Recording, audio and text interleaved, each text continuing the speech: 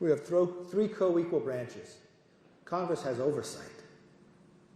What Congress needs to be doing right now, first get the Americans out, but the oversight. I've had our 3 committees of jurisdiction send a letter to preserve all that information. We need people before us. Why were these decisions made? The other thing is, being part of the Gang of 8, we get intel.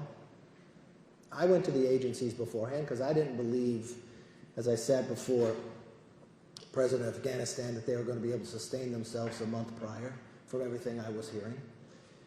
I believe the president got intel, same intel that I got. But he made a knowing decision. When he closed Bagram, which was never President Trump's plan, you had 2 runways, but more importantly, you had more than 5,000 prisoners, a lot of the ISIS-K sitting there. And you left in the middle of the night without telling your allies. And what happened was, how we were being successful there, because the last 18 months there was no casualties, but the number of American troops was very small. Air power. But when you take the air power away, the Afghan military, or they believe that they're going to be able to win, even though they're losing thousands of casualties. And for the president to blame them, he's blamed everyone but himself, even though he said the buck stopped there.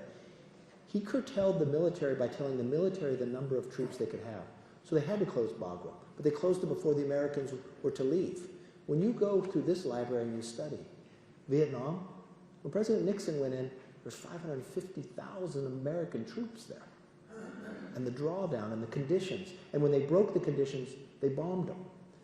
I watched the past administration, when conditions were broken, you cut it off, you punished them. So they learned not to do it, that no American died.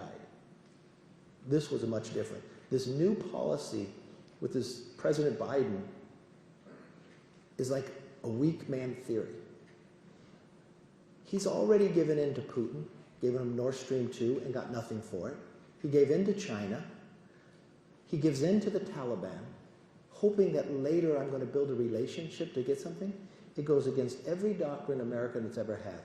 Peace through strength. We've understood this and we've been successful by that. It's the complete opposite.